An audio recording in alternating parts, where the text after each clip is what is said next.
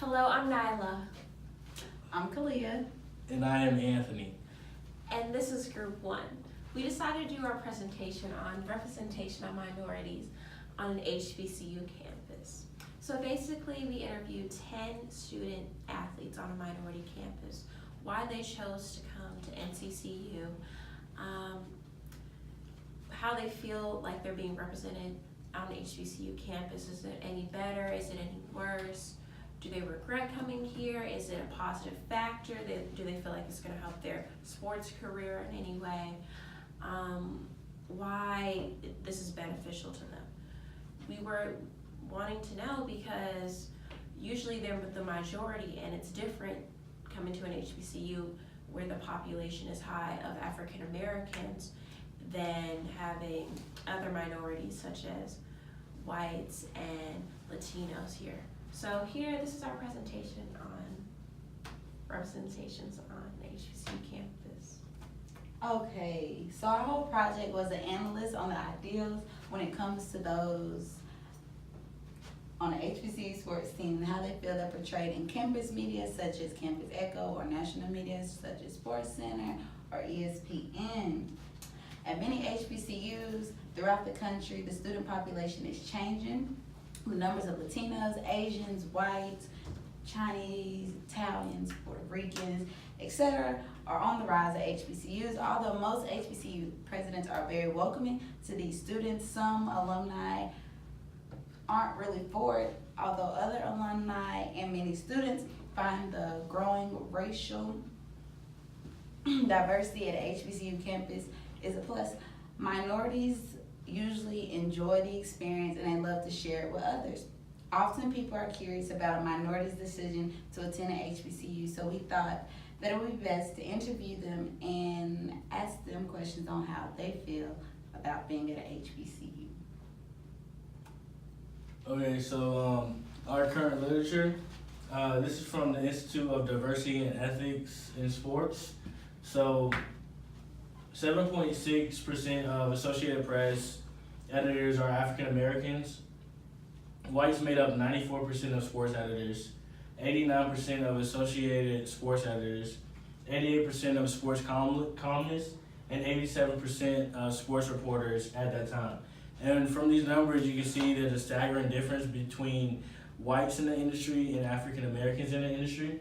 Is for the most part is 80%, 70% difference between each category, the races. 66% of crime stories involve black athletes, while only 22% involve white athletes. More than 70% of domestic violence stories involve black athletes, and only 17% involve white athletes. 53% of stories involving black athletes had a negative tone, while only 20% of stories about white athletes were negative. Why is that? Why do minorities get the backlash of the media representing them in a bad light, whereas white people, or the majorities, get a slap on the wrist? People of color should be equally represented in a negative and bad light, because this really gets a bad image on people of color's ethnicity communities. Okay, our first research question was, how do minority athletes on NCCU's campus feel they are represented in campus media, such as the Campus Echo, whether they feel they are represented negatively, positively, or neutral, or just like not represented at all? And our second research question is, how do minority athletes on NCCU's campus feel minorities of any race are represented in national media such as Sports Center or ESPN?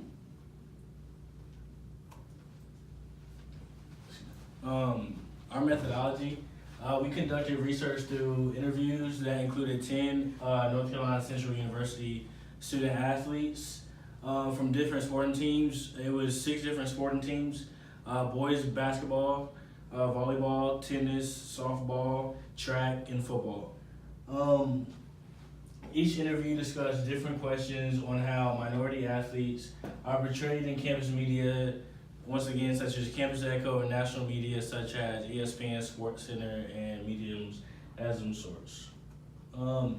This graph is shows how many people in each sport have their ethnicity groups. Okay, so there's a graph key right here. So from football, there's one white, track, one Native American, softball, two whites, tennis, one Russian, one white. Volleyball was one Italian, one Puerto Rican, and basketball, boys basketball was one Chinese and one Somalian. For our general questions that we asked the athletes what were the motivating factors that influenced them to play on a team at an HBCU? And most of them wanted a different scenery. You know, people came here from across the country, such as California. They just wanted a different cultural experience, just to get that little Southern hospitality and lifestyle. There were others who didn't even know that it was an HBCU. Some came for the money. There was a lot of broad, different answers. The second question was, in the terms of race and culture, are you considered a minority on an HBCU sports campus?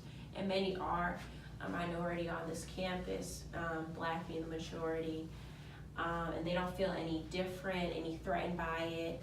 They're here to play the game, and they're here to win and have fun.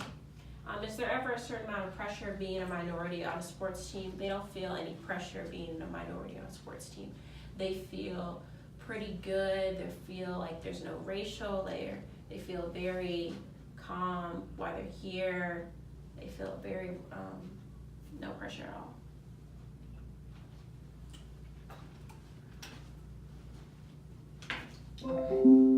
Minority athletes and campus media. So the first question I asked was, have you ever been featured in any type of campus media?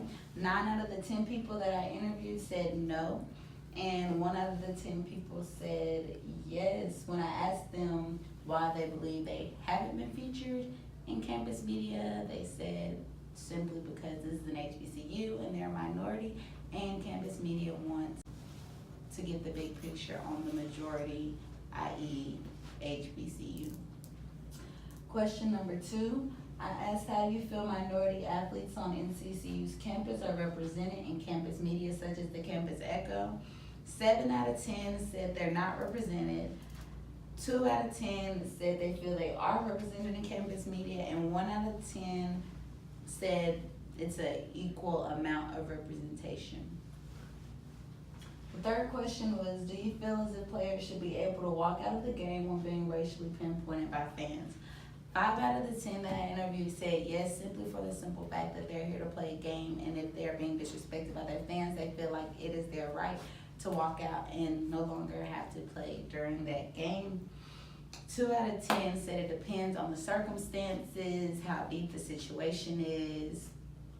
1 out of 10 said they didn't know. You feel me? They said it would be like just off the dome. They wouldn't know what to do in that situation.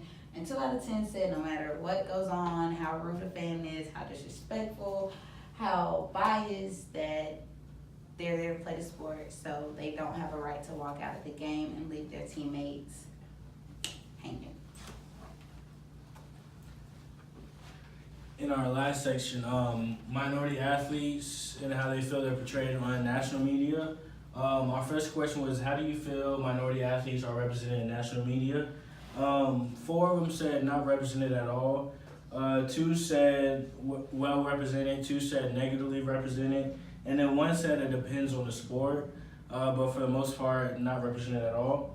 Our second question, do you feel discrimination and or racism against minority athletes is prevalent in media coverage of professional sports? That one was 50-50. 5 said yes, 5 said no. And on the last question, do you feel national media coverage showcases discrimination and or racial profiling and one's more than other? And on that question, again, it was 50-50, yes and no. I was kind of confused on the part that said, the ones that said they feel they're not represented good in media or poorly, because nowadays in sports, like your more American sports, like football, basketball, minorities are well represented in the media, and a lot of the times they're praised now. You think of Dirk Nowitzki, Steve Nash, your newer people as Porzingis on the basketball court. And football, you have running backs like Jay Ajayi and a lot of different people from all over the world. And so that was really something that stuck out to me.